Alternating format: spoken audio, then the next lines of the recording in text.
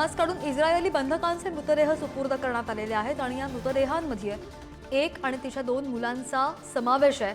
त्यांच्याबद्दल बऱ्याच काळापासून मृत असल्याची भीती व्यक्त करण्यात आलेली होती आणि इस्रायलच्या हवाई हल्ल्यात हे चौघेही त्यांच्या सुरक्षा रक्षकांसह ठार झाल्याचं हमासने म्हटलंय।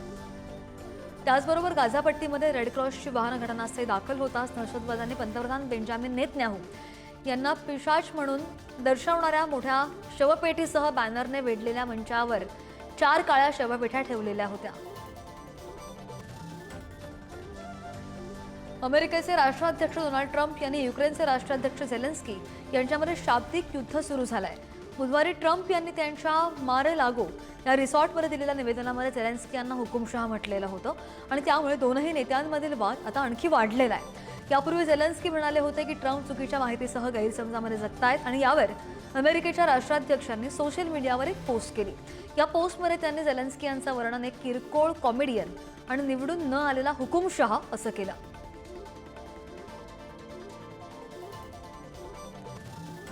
सध्या रशिया आणि युक्रेन युद्ध थांबवण्यासाठी अमेरिका महत्त्वाची भूमिका बजावताना पाहायला मिळते दिसते।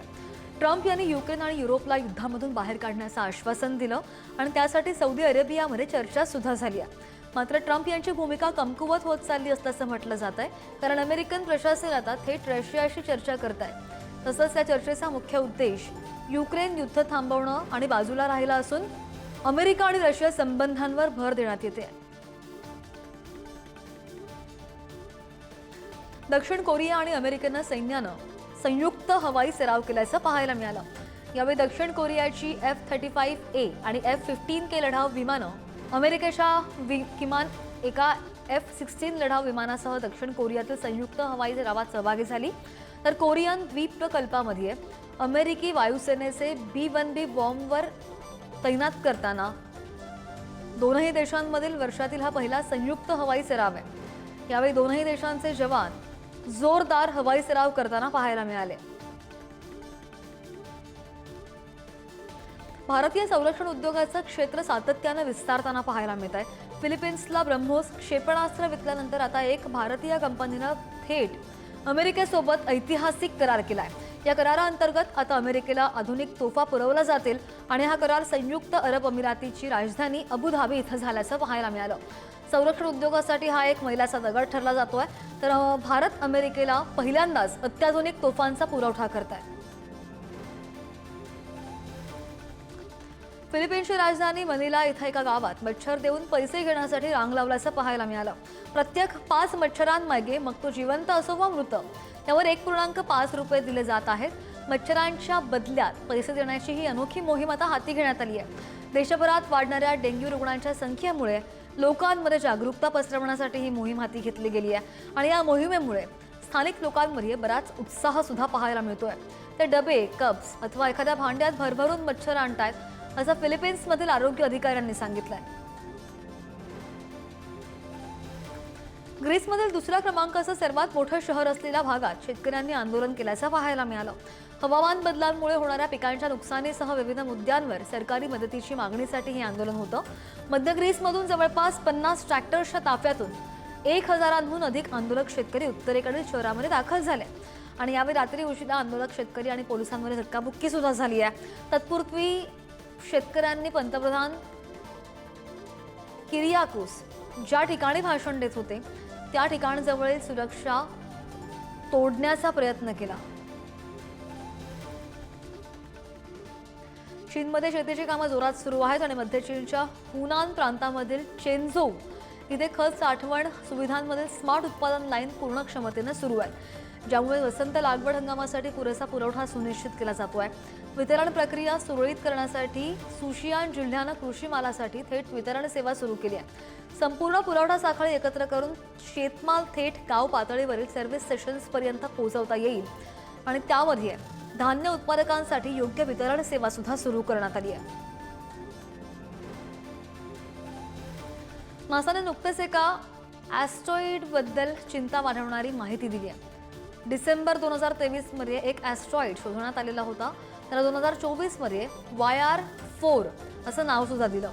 यामध्ये आता 2024 YR4 बद्दल अधिकची माहिती समोर आल्यानं शास्त्रज्ञांची चिंता अधिकच वाढल्याचं दिसतंय। हा ॲस्ट्रॉइड 2032 साली पृथ्वीवर आढळण्याची शक्यता वर्तवली गेली आहे आणि तज्ज्ञ सध्या याच्या मार्गाकडे बारकाईनं लक्ष ठेवून आहेत. अंतराळाच्या तुलनेत हा ॲस्ट्रॉइड खूपच लहान असला तरी तो पृथ्वीवर आढळून मोठा विनाश घडवून आणण्याची क्षमता या ॲस्ट्रॉइडमध्ये आहे. श्रीलंकेची राजधानी कोलंबोमध्ये एक दुर्घटना घडली. एका हत्तीच्या कळपाला धडक दिली. एका ट्रेन रुळावरून ती घसरलेली आहे. या घटनेत 6 हत्तींचा मृत्यू झालाय. ही घटना कोलंबोपासून 180 किलोमीटर अंतरावर असलेल्या हब्रानच्या वन्यजीव अभयारण्याजवळील रेल्वे रुळापाशी घडली आहे. अपघातामध्ये कोणत्याही प्रवाशांना दुखापत झाली नाही. सध्या 2 हत्तींवर उपचार सुरू आहेत.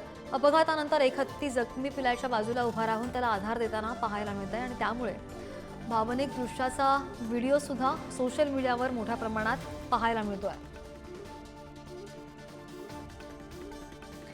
काठमांडूमध्ये 75वा राष्ट्रीय लोकशाही दिन साजरा करण्यात आलेला आहे. नेपाळमधील काठमांडू इथं या दिवसाचं औचित्य साधन अनेक कार्यक्रमांचं आयोजन करण्यात आलं. 104 वर्षांची राणा राजवट संपुष्टात आणणाऱ्या देशात लोकशाहीची ओळख करून देणाऱ्या ऐतिहासिक क्रांतीची आठवण म्हणून हा दिवस साजरा करण्यात आला. या कार्यक्रमामध्ये नेपाळचे राष्ट्रपती रामचंद्र पौडेल, उपराष्ट्रपती नंदकिशोर पुन आणि पंतप्रधान KP शर्मा ओली, प्रतिनिधी गुहाचे अध्यक्ष देवराज जिमेरे आणि इतर अधिकारी उपस्थित होते. रशियाचे आणि अध्यक्ष आणि अमेरिकेचे राष्ट्राध्यक्ष डोनाल्ड ट्रम्प यांनी भेट घेण्याची इच्छा व्यक्त केली आहे. रशिया आणि अमेरिकेच्या वरिष्ठ अधिकाऱ्यांमध्ये झालेल्या चर्चेचे त्यांनी कौतुक सुद्धा केलं आहे. दोनही देशांनी आपले बिघडलेले राजनैतिक संबंध पुन्हा प्रस्थापित करण्यास सहमती दर्शवली आहे. तर ट्रम्प यांनी असं सुद्धा कबूल केलं आहे की युक्रेनच्या कराराला सुरुवातीला अपेक्षेपेक्षा जास्त वेळ लागू शकतो आणि 6 महिने लागू शकतात, पुतिन असं म्हणालेले आहे. काँग्रेसचे नेते राहुल गांधी यांनी लोकसभा निवडणुकांसंदर्भात एक मोठं वक्तव्य केलं आहे. यावेळी पहिल्यांदाच त्यांनी बसपा आणि समाजवादी पार्टी संदर्भात मोठं वक्तव्य केल्याचं दिसलं. मनपा प्रमुख मायावती जर लोकसभा निवडणुकीमध्ये आमच्यासोबत असत्या तर केंद्रामध्ये भाजपचं सरकार नसतं. राहुल गांधींनी हे वक्तव्य केलंय. तर तीनही पक्ष मिळून भाजपविरोधात एकत्र लढलो असतो तर केंद्रामध्ये इंडिया आघाडीचं सरकार आलं असतं, असं सुद्धा खंत त्यांनी व्यक्त करत म्हटलंय. नवी दिल्लीमधील जवाहरलाल नेहरू विद्यापीठामध्ये आता छत्रपती शिवाजी महाराज यांच्या व्यवस्थापनाविषयीचे धडे विद्यार्थ्यांना गिरवता येणार आहेत. छत्रपती शिवाजी महाराजांचा हिंदवी स्वराज्य अखंड भारताचा कालावधी शिकवला जाणार आहे. तसंच शिवरायांच्या कार्याचा अभ्यास केला जाणार आहे. मराठा मिलिटरी हिस्ट्री, नौदल रणनीती, गुरिल्ला युद्धनीती हे 3 विषय सुद्धा शिकवले जातील. महाराष्ट्र सरकार यासाठी मदत करणार असून हे केंद्र डिप्लोमा आणि पोस्ट ग्रॅज्युएट्स कोर्सेस जुलै 2025 पासून शिकवण्यात येणार आहे.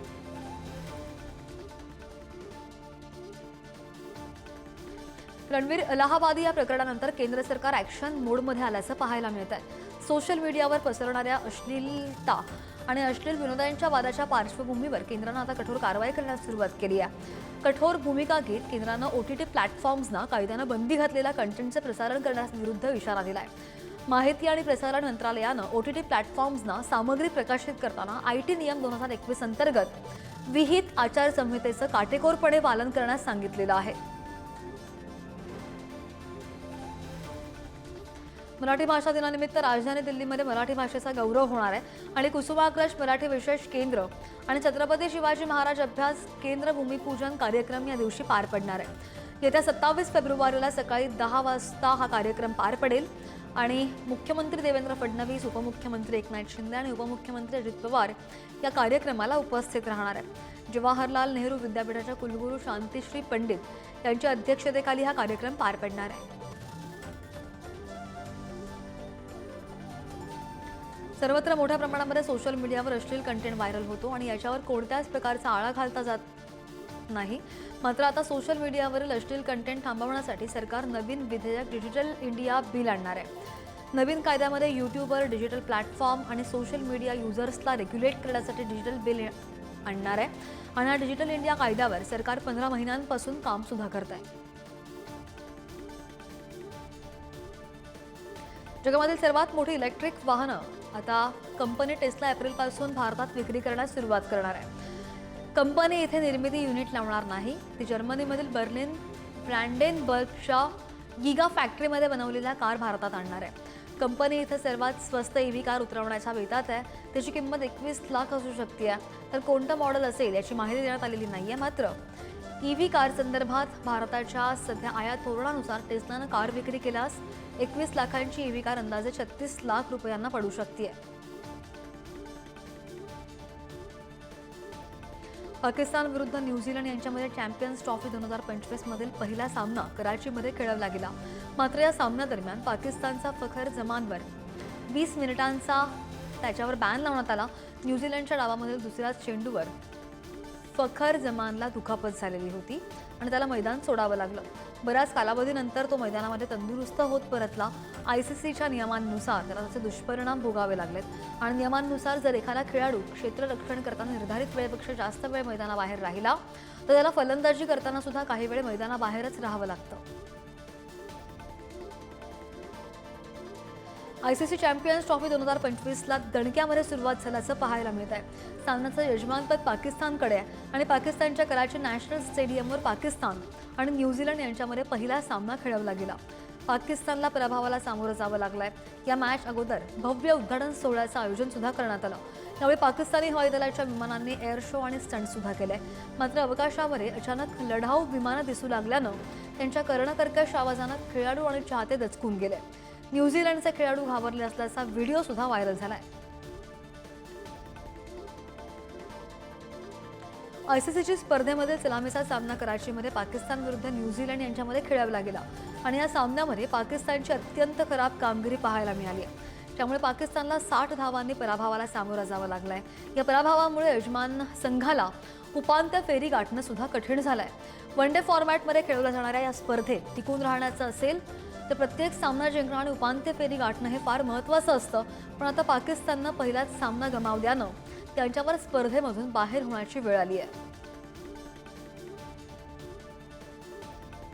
अमेरिकेच्या संघानं एकदिवसीय क्रिकेटमध्ये विश्वविक्रम केलेला आहे.